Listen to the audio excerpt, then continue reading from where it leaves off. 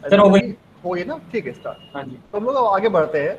आपके पास टेबल है, उसमें टेबल देखते रहिएगा जिसे मैं बताऊंगा आपको। सबसे पहला काम क्या करेंगे, हम लोग एज्यूम कर लेंगे कि जो हमारे 3 प्रोडक्ट्स हैं उनकी हम लोग क्वांटिटी मान लेते हैं। जैसे प्रोडक्ट हमारा 1 है, इसकी मान लेंगे हम लोग x1 क्वांटिटी प्रोड्यूस करते हैं। प्रोडक्ट जो 2 है उसकी मान लेंगे हम लोग x2 क्वांटिटी प्रोड्यूस करेंगे। जो 3 है उसको मान लेंगे हम लोग x3। इसमें कोई दिक्कत? No sir. ओके। तो अब जैसे हमने मान लिया कि प्रोडक्ट हमारा 1 की बनती है x1 यूनिट्स, 2 की बनती है x2 और 3 की बनती है हमारी x3 यूनिट्स। अब आते हैं यहाँ पे प्रॉफिट्स पे। तो क्या कह रहा है, जो प्रोडक्ट 1 2 3 है इनका प्रॉफिट कितना है। 1 पे हमारा 4 रुपीज है, 2 पे हमारा 3 रुपीज है और 3 वाले पे 6 रुपीज है। ठीक। तो जो हमारा प्रॉफिट होगा कितना होगा, 1 यूनिट पे हमारा 4 रुपए है और x1 पे कितना होगा प्रॉफिट, 4 इंटू x1। ये बात क्लियर है? क्यों भाई? जी सर। है ना। सिमिलरली ऐसे जो हमारा प्रोडक्ट 2 है उसके पर यूनिट का प्रॉफिट कितना है, 3 रुपीज। और हम कितनी यूनिट बना रहे हैं, x2 यूनिट्स। तो प्रॉफिट कितना हो जाएगा, 3 इंटू x2। क्लियर है? ऐसे ही इधर अपना माइक खोल लो, एक दूर बच्चे खाली बस, ताकि बोलते रहो, है ना। और जो हमारा प्रोडक्ट 3 है उसकी यूनिट कितनी है, x3। तो प्रॉफिट कितना हो जाएगा हमारा, 6 रुपीज। तो कितना प्रॉफिट हो जाएगा, 6 इंटू x3। अब अगर इन सबको हम तीनों को जोड़ दें तो क्या बन जाएगा, टोटल प्रॉफिट। वो बन जाएगा हमारा 4 into x1 plus 3 into x2 plus 6 into x3। ये हो गया हमारा टोटल प्रॉफिट। अब क्वेश्चन में क्या कह रहा है, इसे क्या करना है हमें, मैक्सिमाइज या मिनिमाइज? मैक्सिमाइज करना है। तो हम लोग लिखेंगे यहाँ पे maximum z is equal to 4x1 3x2 plus 6x3। ये बन गया हमारा ऑब्जेक्टिव फंक्शन। इतनी बात क्लियर है भाई? हाँ जी सर। कोई डाउट नहीं? मैं यहाँ तक ठीक है, अब बढ़ते हैं हम लोग आगे। अब हमारा पहला स्टेप हो गया, हमारा फंक्शन डिफाइंड हो गया। भाई फंक्शन हमें क्या करना था वो हमें पता चल गया। अब आते हैं कंस्ट्रेंट पे। अब आप लोग अपनी टेबल देखिएगा, जो टेबल बना रखी है, ठीक है। अब देखिए जो हमारी मशीन M1 है उस पे जो प्रोडक्ट हमारा X1 है वो टाइम कितना ले रहा है, 2 मिनट्स। तो एक प्रोडक्ट लेता है 2 मिनट्स, तो X1 प्रोडक्ट कितना टाइम लेंगे, 2 इंटू X1, राइट। ऐसे ही जो हमारा प्रोडक्ट 2 है वो लेता है 3 मिनट्स एक प्रोडक्ट। कितने टोटल है, x2। तो टोटल टाइम कितना लेगा, 3 इंटू x2। ये बात समझ आ रही है? ऐसे ही जो हमारा तीसरा प्रोडक्ट है, प्रोडक्ट 3 x3, वो उसका एक यूनिट लेता है 2। तो x3 यूनिट कितने लेंगे, 2 इंटू x3। ठीक। तो मैंने यही इसको यहां पे लिख दिया है 2x1 plus 3x2 plus 2x3। ये क्या हो गया, ये हो गया total time of product 1 2 and 3 on machine M1। इतनी बात क्लियर है? अब क्या कह रहा है लास्ट में कि जो मशीन M1 हमारी है वो कितने टाइम के लिए अवेलेबल है, ओनली 440 मिनट्स पर डे। तो इसको साफ कर दे ताकि आपको दिक्कत ना हो। ठीक है। तो क्या कह रहा है कि जो हमारी मशीन M1 है उसका टाइम कितना है, 440। यानी कि जो टोटल टाइम निकाला हमने वो या तो 440 से कम होना चाहिए या उसके इक्वल होना चाहिए। तो हम लोग क्या लिख देंगे, 2x1 plus 3x2 plus 2x3 should be less than और इक्वल टू 440। क्लियर है ये बात? ठीक है सर। ओके।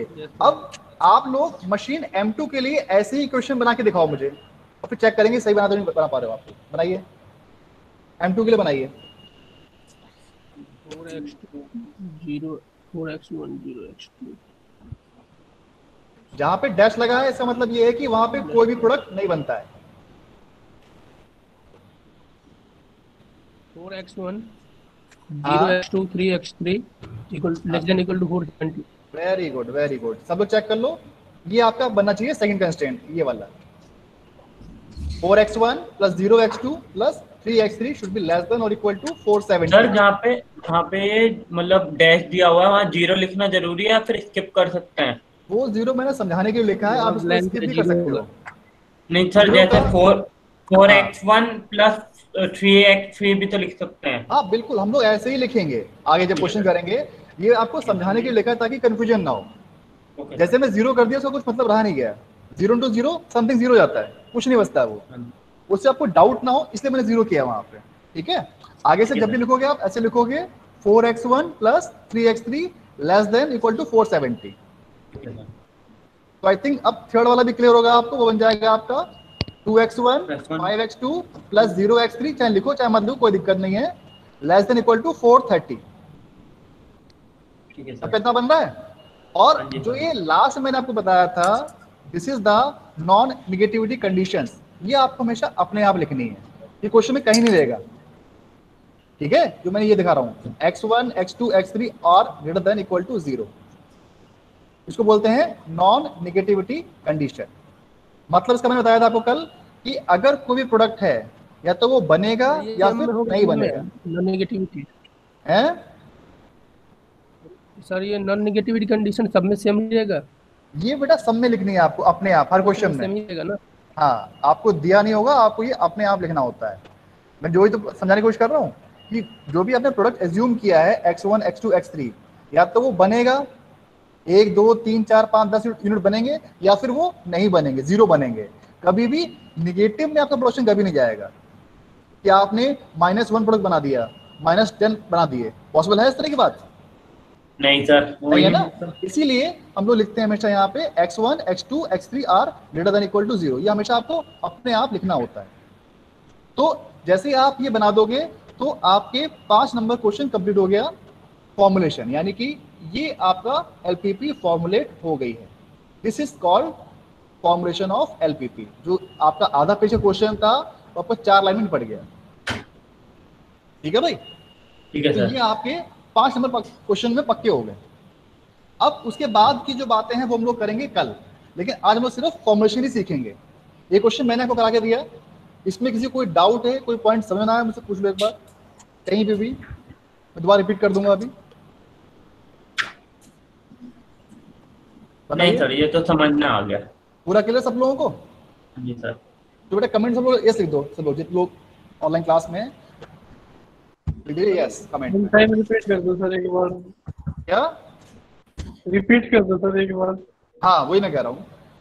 अब मुझे बताओ, आपको क्वेश्चन पूरा पढ़ लिया एक बार? क्वेश्चन में क्या कह रहा है? क्वेश्चन क्लियर है?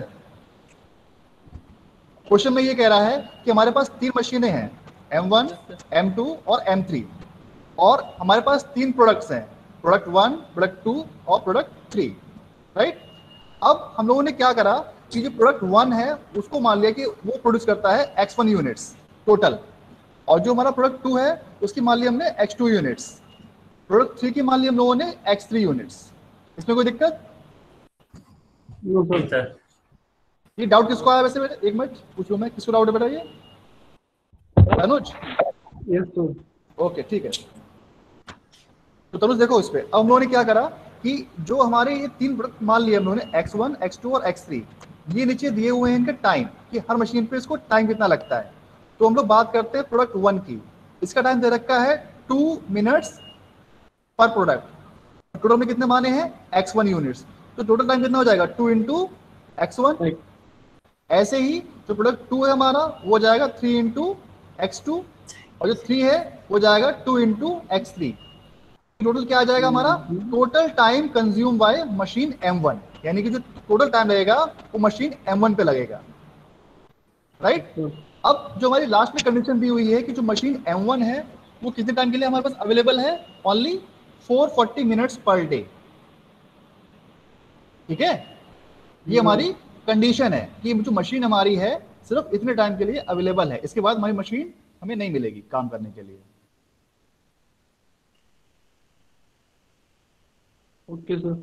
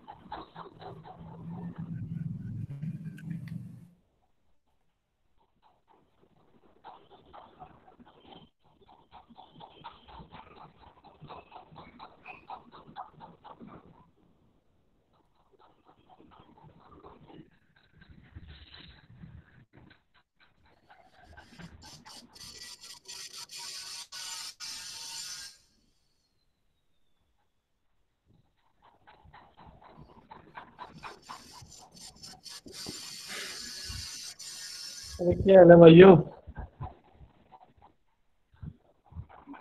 बढ़िया भाई। ज्वाइन किया। अभी आ गया मैं, बस हेलो। हो गया। हेलो हाँ सर। बेटा, ये फिर से नेट चला गया था।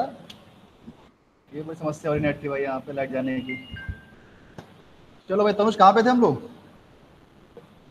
सर स्क्रीन तो तनुज, नहीं हो रही क्वेश्चन कर रहे हैं। सर। स्क्रीन नहीं आ रही सर आपकी। हाँ तो ये क्लियर हो गया कैसे बन रहा है। ऐसे ही हम लोगों ने क्या करा था, बाकी भी दो कंस्ट्रेंट भी इसी तरह बनाए थे। Sir 4 into screen x. नहीं है ना? स्क्रीन रहेगी अभी, चलो कर रहा हूँ। Yes sir. ये सिस्टम बड़ा अजीबोगरीब है पढ़ाने के लिए। सर ऑनलाइन में अच्छा नहीं होता सर पढ़ना। अच्छा क्या, मजबूरी है बेटे, क्या बताया जाए, इसके अलावा कोई ऑप्शन भी नहीं है। कॉलेज आप लोग आ नहीं सकते अभी। सर आपने वो बात करी थी। बेटा अभी रिकॉर्डिंग चली, बात मत करेंगे उसके बारे में, ठीक है। ठीक है सर। तो अभी खाली पढ़ाई करते हैं। तो ये जो हमारा क्वेश्चन था तनुष, देख लो अब। जो मशीन हमारी M2 थी, वो क्या हो जाएगा, 4x1 0x2 प्लस 3x3। ये हो जाएगा हमारा मशीन M2 पे तीनों प्रोडक्ट्स का टाइम। अब जो मशीन M2 है उसकी कितनी लिमिट है हमारे पास, 470 लिमिट है। तो कितना होगा, ये जो टोटल टाइम है इससे कम होगा या इसके बराबर होगा। ठीक है भाई, तो वही लिखा है मैंने यहाँ पे, 4x1 0x2 plus 3x3 less then 470। Tanuj, Tanuj है, चला गया।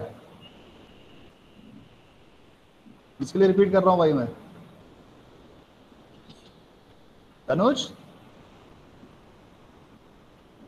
जवाब दे भाई। है तो चला गया सर। हाँ सिग्नल इसीलिए क्विज प्रॉब्लम करना हो बहुत रही है। जरूरी है। कोई बात नहीं, चलो जब आए दोबारा रिपीट कर देंगे।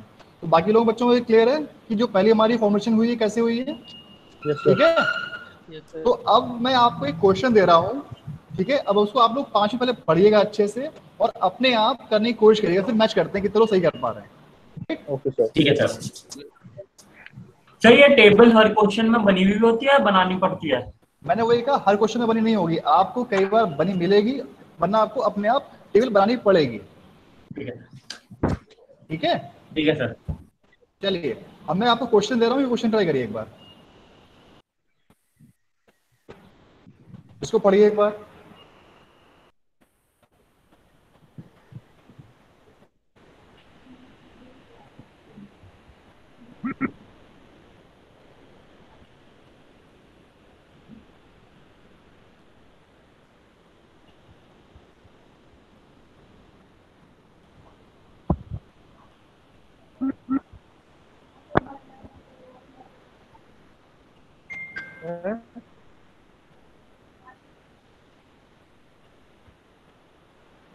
हाँ बेटा, कोई डाउट है? इसकी कितना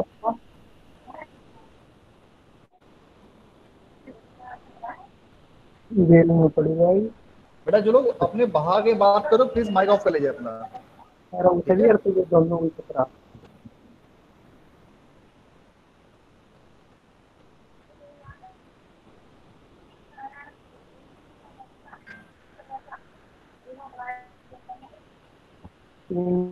पे लगेगा। हो गया सर। हो गया। स्क्रीन नहीं हो रही सर आपकी। बस करना था 39 39 तो पक्के हैं। एक मिनट बेटा, जिसको बोलना है सिर्फ वही अपना माइक ऑन रखे, बाकी माइक ऑफ कर लीजिए प्लीज। संपत्ति लड़की है। सुधीर में माइक ऑफ करिए बेटा आप लोग, सुधीर, विशाल, तनुज। बड़ी वाली तो और जिसको बोलना है, सिर्फ सब्जी एक ही वाली बच्चा तो माइक ऑन छोटी करके वाली बोलेगा, ठीक है। इक्वल है।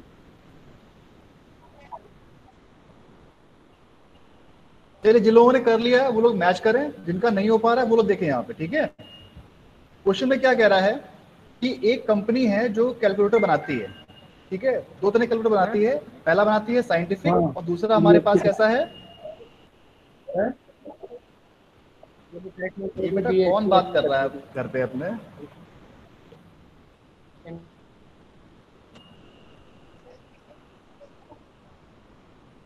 विशाल?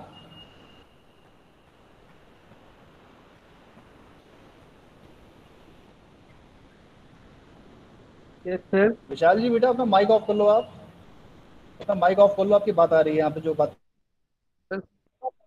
Sir you are not completely audible sir. Sir due to some network issue you are not audible. ठीक है,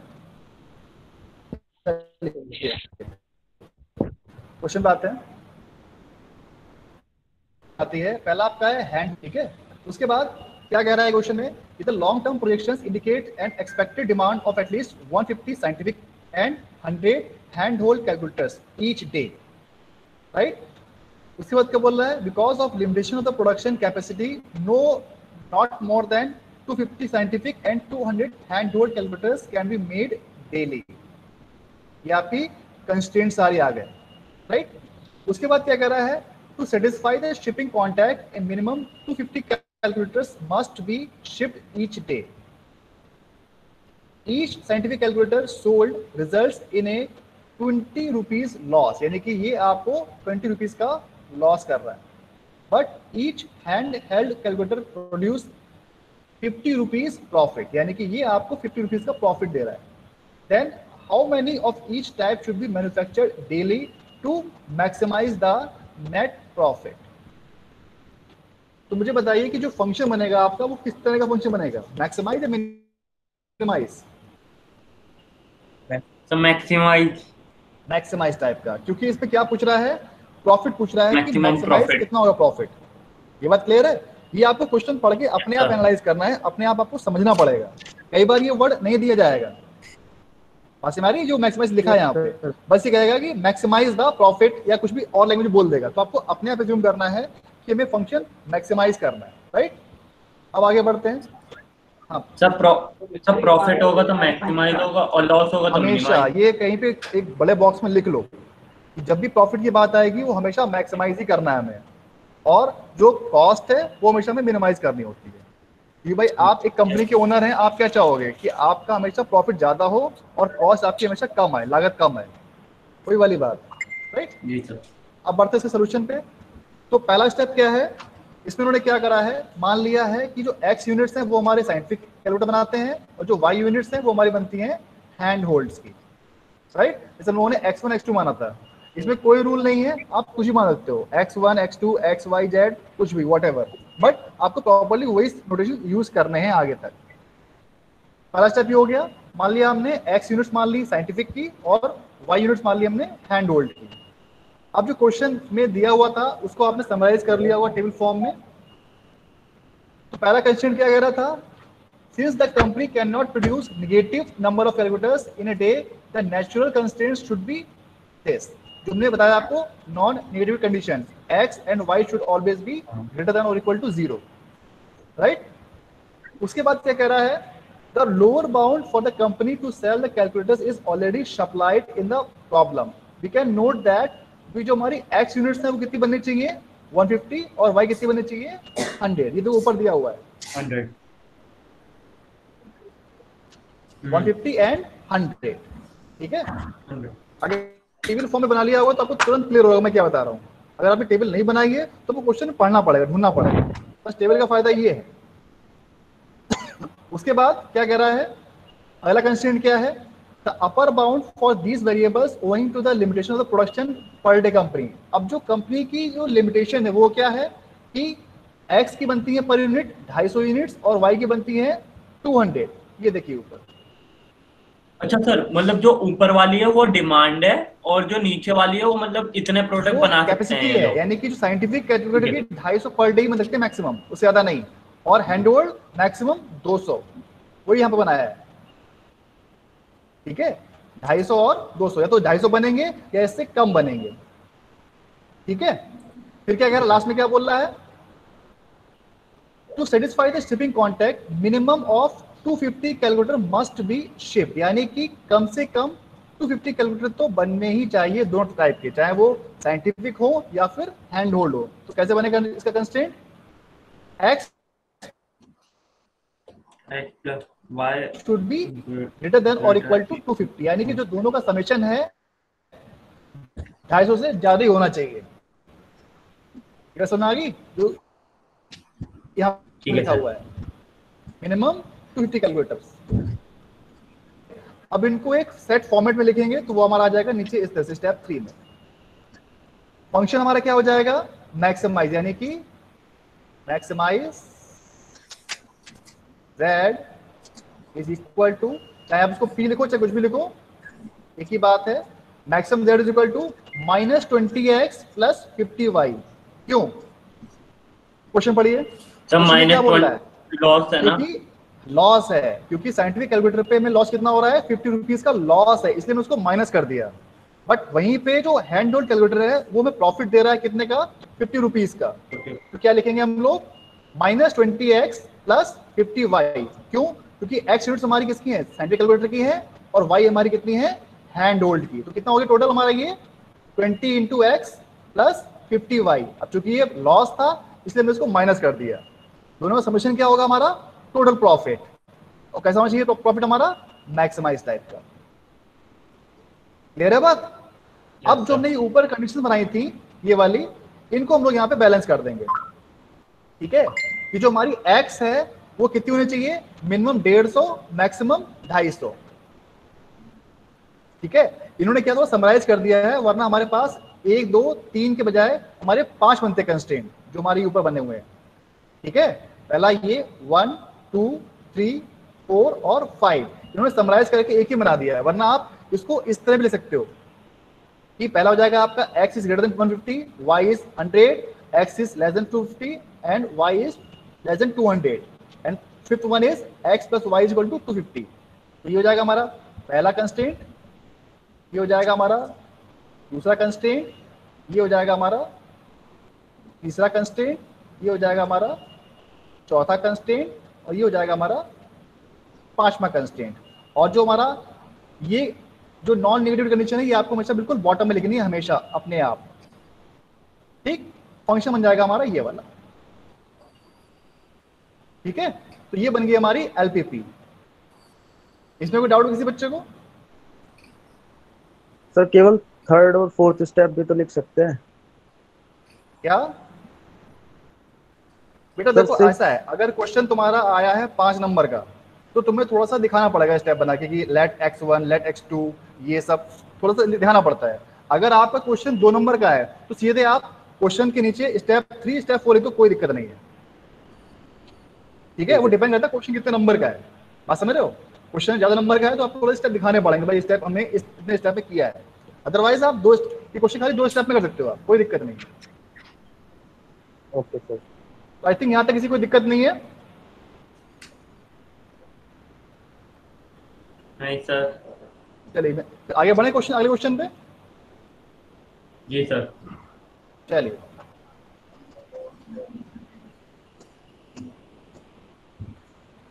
ये थोड़ा सा क्वेश्चन हल्का सा ब्लर हो रहा है, पढ़ने मारा बेटा? हाँ सर, थोड़ा बहुत तो आएगा। चलिए मैं पढ़ भी दे रहा हूँ, इसमें थोड़ा सर टेबल हो रहा है। टेबल दिखा दो ना, टेबल से कर लेंगे। हाँ टेबल ही दिखा दूंगा मैं। इसमें क्या कह रहा है, a person wants to decide the constituents of a diet will fulfill daily requirement। 3 चीजें हैं, पहला है प्रोटीन, फैट और कार्बोहाइड्रेट। ठीक है, एट मिनिमम कॉस्ट। ठीक, the choice is to be made from 4 different types of food, the yield per unit of these foods are given the table. अब ये आपको टेबल दी हुई है, उसमें क्या कह रहा है, हमारे पास 4 तरह के फूड हैं, food 1, food 2, food 3 and food 4। अब इन चारों फूड्स में हमारे पास 3 पैरामीटर्स हैं, पहला हमारा प्रोटीन है, दूसरा फैट है, तीसरा कार्बोहाइड्रेट है। इनकी मिनिमम इतनी जो क्या कह सकते हैं क्वांटिटी होनी चाहिए फूड में। जो फूड 1 है इसमें होनी चाहिए प्रोटीन की 3 ग्राम, फैट की 2 ग्राम, कार्बोहाइड्रेट की 6 ग्राम। और जो हमारा फूड 1 है उसकी कॉस्ट कितनी दी हुई है, 45 रुपीज पर यूनिट। सिमिलरली जो प्रोडक्ट 2 है इसकी दी है 4, 2, 4 एंड कॉस्ट इज 40। सिमिलरली जो हमारा फूड 3 है उसमें जो तीनों हमारे कंस्टिट्यूएंट्स हैं, प्रोटीन, फैट और कार्बोहाइड्रेट, वो दिए हुए हैं 8, 7 एंड 7। इसकी कॉस्ट दे रखी है 80 रुपीज पर यूनिट। सिमिलरली जो 4th फूड है उसमें दे रखी है 6, 5 एंड 4। इसकी कॉस्ट दे रखी है 65 रुपीज पर यूनिट। अब बिल्कुल बॉटम में देखिए आप, नीचे लिखा हुआ है मिनिमम रिक्वायरमेंट। इसका मतलब क्या है, यानी कि चारों फूड्स में जो प्रोटीन है उसकी मिनिमम क्वालिटी कितनी होनी चाहिए, 800 ग्राम। फैट की होनी चाहिए 200 ग्राम, कार्बोहाइड्रेट होनी चाहिए 700 ग्राम, यानी कि ये हर फूड में मिनिमम रिक्वायरमेंट है। नाउ फॉर्मुलेट द एलपीपी, आपको क्वेश्चन फॉर्मुलेट करना है, ठीक है। ये ट्राई करिए एक बार आप लोग।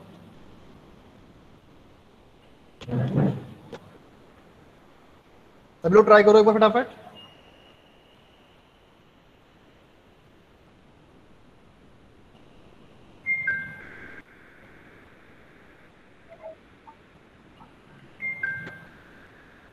सर आवाज कट के आ रही है। हाँ बेटा,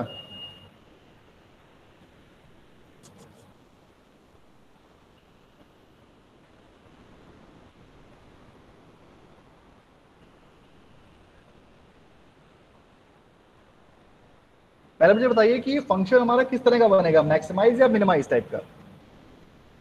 मिनिमाइज का सर, क्योंकि मिनिमम रिक्वायरमेंट है। आपने पढ़ लिया कि इसमें दिया हुआ है कि हमें कॉस्ट को मिनिमाइज करना है, तो फंक्शन बनेगा हमारा मिनिमाइज टाइप का, राइट। इसमें किसी डाउट है मिनिमाइज क्यों कर रहे हैं? सिर्फ शिवांश रिप्लाई कर रहा है, बाकी लोग रिप्लाई नहीं कर रहे। भाई क्या बात है? अनुराग, सौम्य, शिवा, सर एक बार स्क्रीन वापस पूरी कर दीजिए। नो सर, समझ आ गया सर। क्या कह रहे हो? तुम्हें आ रहा है ना? स्क्रीन किसी पे स्टिक रहेंगे।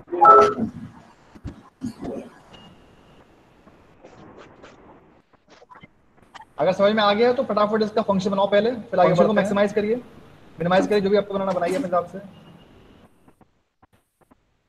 अरे ये बहुत ज्यादा कट रही है सर, आवाज कट कट के आ। अच्छा तो बेटा बाकी लोग सब लोग माइक बंद कर लीजिए प्लीज अपना, सभी लोग। विशाल, सौम्य, बेटा प्लीज अपना माइक ऑफ कर लीजिए आप लोग, सभी लोग। अब ठीक है?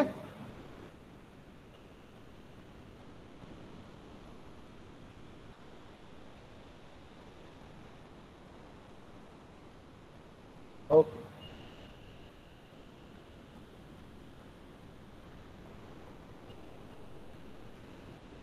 किसी का फंक्शन बना बेटा अभी तक?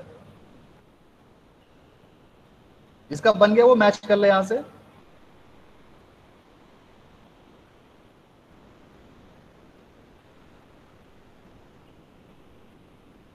फंक्शन क्या बनेगा हमारा? जैसे मैंने बताया कि हमारी जहां भी बात हमारी कॉस्ट की आएगी, हम लोग क्या करेंगे, हमेशा मिनिमाइज करेंगे। तो कैसा बनेगा फंक्शन हमारा? मिनिमाइज टाइप का, राइट। अब क्या कह रहा है कि जो हमारा फूड 1 है, 2 है, 3 है, 4 है, हम मान लेते हैं कि जो हमारा फूड 1 है उसकी बनेगी हमारी x1 यूनिट्स, इसकी बनती है हमारी x1, इसकी बनेगी x2, और जो हमारा फूड 3 है इसकी बनेगी x3, फूड 4 की बनेगी हमारी x4 यूनिट्स। अब हर फूड की कितनी कॉस्ट दे रखी है? 45, 40, 80 और 65 सॉरी, राइट। तो इनका जो समेशन करेंगे कितना बन जाएगा? 45 into x1, 40 into x2, 80 into x3, तो 65 इंटू x4। ये क्या आ जाएगा? Total cost. आवाज आ रही है भाई?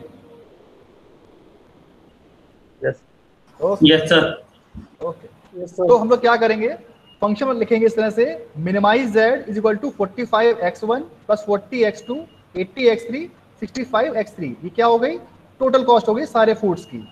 और हमारा एम क्या है? इसको मिनिमाइज करना, तो इसलिए हमारा फंक्शन बन गया मिनिमाइज टाइप का। ये बात क्लियर है? आगे बढ़े?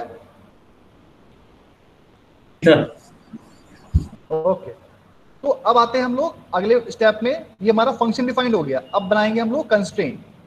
अब पहला देखिए, जो हमारा प्रोटीन है क्या कह रहा है? फूड होने कितने होने चाहिए हमारे? 3। कितना हो जाएगा? 3 इंटू x1। 2 में कितने होने चाहिए? 4 इंटू x2। 3 में कितना होना चाहिए? 8, यानी कि 8 इंटू x3। 4 में कितना होना चाहिए? 6 इंटू x4। टोटल क्या हो गया? ये पूरा अमाउंट क्या हो गया? ये पूरा अमाउंट हो गया प्रोटीन का, यानी कि फूड 1, 2, 3 और 4 में कितना होना चाहिए प्रोटीन? ये हमारा समेशन आ गया है। अब नीचे क्या बोल रहा है? Minimum requirement of protein is 800, यानी कि इनका समेशन जो है या तो 800 हो या इससे ज्यादा हो। तो हम लोग क्या करेंगे, इसका जो भी हमारी क्वेश्चन बनेगी उसको लिख देंगे ग्रेटर देन और इक्वल टू 800। ठीक है, तो ये बन जाएगा हमारा क्वेश्चन नंबर 1। ये क्लियर हुआ कैसे बनाया मैंने? हाँ जी sir. Okay sir yes. Okay okay, जिसका हो गया वो मैच करता रहे, कोई दिक्कत नहीं है। काफी लोग बना पा रहा हूँ मेरे ख्याल से। अब सिमिलरली हम लोग बात करेंगे फैट के लिए। तो जो हमारा फूड 1 है उसमें कितना फैट है हमारा 2 यूनिट्स, 2 में कितना है 2 यूनिट्स, फूड 3 में कितना है 7 यूनिट्स, सिमिलरली 4 में कितना हो जाएगा 5 यूनिट्स। तो वो हम लिखेंगे यहाँ पर 2 into x1 plus 2 into x2 plus 7 into x3 plus 5 into x4। ये क्या हो गया हमारा टोटल समेशन की बात होगी हमारी टोटल फैट के बारे में, राइट। अभी कितना होना चाहिए 200 से ज्यादा या 200। तुम लोग क्या करेंगे, इसको लिख देंगे ग्रेटर देन और इक्वल टू 200। क्लियर है? सिमिलरली ऐसे हम लोग थर्ड के लिए करेंगे जो कि हमारा है carbohydrate. 6x1 plus 4x2 plus 7x3 plus 4x4 should be greater than और इक्वल टू 700, राइट। ये हो गया हमारा कार्बोहाइड्रेट। अब लास्ट में जो मैंने आपको बताया, हमेशा जो भी आपने अज्यूम की क्वांटिटी x1 x2 x3 और x4, these all should be always greater than or equal to 0। ये कभी भी आपकी निगेटिव नहीं होंगी। तो ये आपको हमेशा लिखनी है अपने आप से। जैसे आपने लिखा, ये आपकी एलपीपी की फॉर्मुलेशन कंप्लीट हो गई। ठीक है भाई, इसमें किसी को डाउट है? ये फोन नहीं चलना चाहिए अब। हेलो, नहीं सर नहीं है। क्लियर है? क्वेश्चन कहीं हाँ रिपीट जी कर सर। रहे हैं, कोई पॉइंट समझ ना आया हो दोबारा रिपीट कर दूं मैं, बताओ अभी हाथ के हाथ। चलिए वेरी गुड। अच्छा, एक चीज और है, मैंने इसमें आपके क्लासरूम में बुक्स भी अपलोड कर दी हैं, बुक्स नाम के फोल्डर में। तो बहुत सारी बुक्स हैं, आप उनमें कोई भी बुक खोल के पढ़ सकते हो। ठीक है, जैसे मैंने क्वेश्चन कराए हैं, टाइम की लिमिट है, सिर्फ 3-4 क्वेश्चन मैं करा पाया हूँ क्लास में अभी। तो आप लोग बाकी क्वेश्चन उस बुक से भी कर सकते हो खोल के। मैं आपको दिखा दूं एक बार कहाँ पे पढ़ी है। ये जो आपकी क्लासरूम है, इसमें यहाँ पे जाइएगा आप,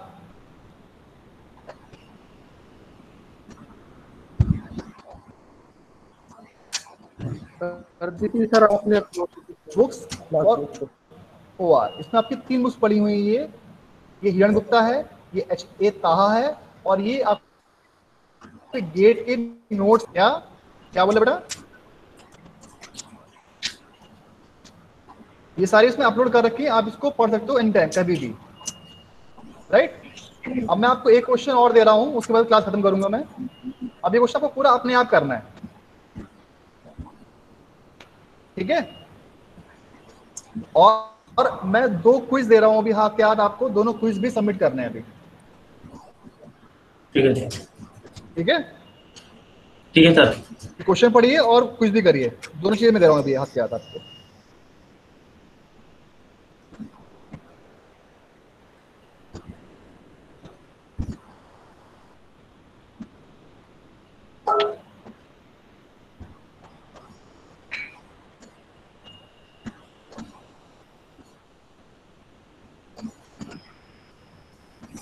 सर। हाँ बेटा। सर हाँ बताइए। Excuse me sir. हाँ बताइए, बोलिए अरे बताइए। आगे तो बोल भाई। सर हो वहाँ पे?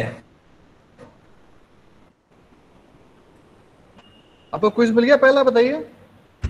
सर ये एक मिनट बस मैं क्विज डालूं बेटा। इस सब्जेक्ट का मतलब क्या है सर? एक बार वो समझा दो। एक मिनट चेक करो, क्विज मिल गया आपको? हाँ सर आ गया।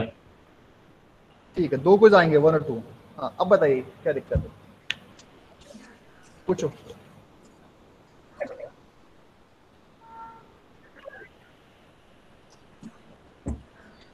हाँ बताइए बेटा क्या दिक्कत है, पूछिए।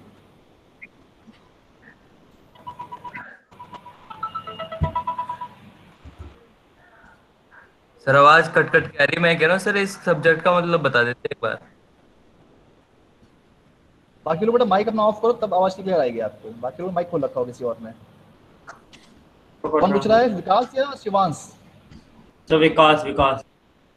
विकास, हाँ बताइए क्या क्वेश्चन बेटा आपका। विकास क्या क्वेश्चन है बेटा आपका, बताइए।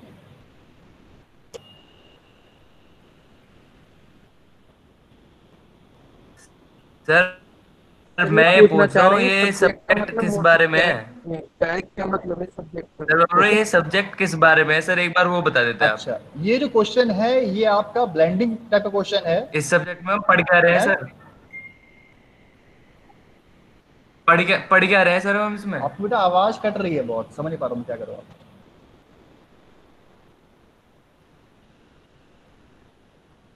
आपको मैं अभी कॉल करता हूँ क्लास के बाद, ठीक है ना विकास?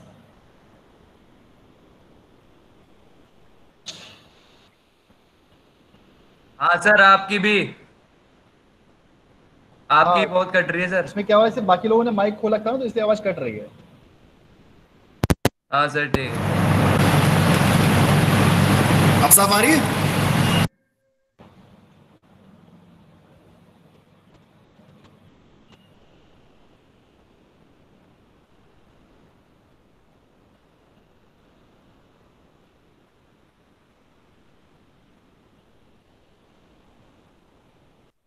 हाँ अब आ रही है सर। तो विकास क्या करो, कल क्लास में थे आप?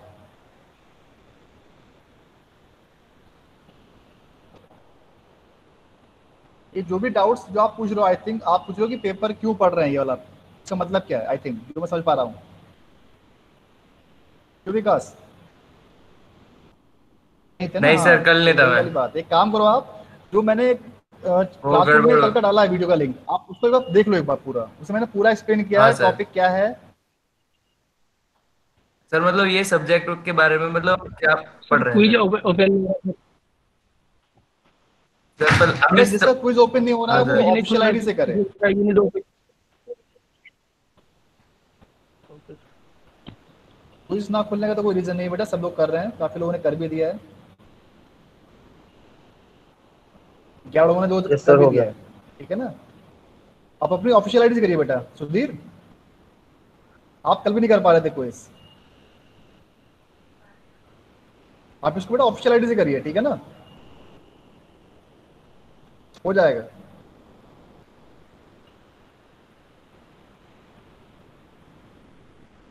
चलिए बेटा ठीक है, आज की क्लास यहीं पे खत्म करते हैं, ठीक है? ये क्वेश्चन को ट्राई करिएगा, ये आपकी क्लास नोट्स में पड़ा हुआ है, लेक्चर नंबर 1 नाम से पीडीएफ में, आप इसको वहां से खोल के कर सकते हो, और नीचे का सोल्यूशन में दिया हुआ है, जिन लोगों ने कर लिया यस वो सर। मैच कर लें। फंक्शन बनेगा आपका इस तरह से, minimize Z 90x1 280x2 plus 40x3 0.92x1 0.97x2 1.04x3 should be less than 0.98, 7x1 13x2 16x3 should be greater than 8, 440x1 plus 490x2 plus 480x3 should be greater than equal to 450, x1 x2 x3 should be 100 and x1 x2 x3 should be greater than equal to 0। ये आपकी LPP है, जिन्होंने किया होगा वो please उसको match कर लीजिए, ठीक है? अभी मैं रिकॉर्डिंग बंद कर रहा हूँ, फिर इसके बाद बात करते हैं, ओके?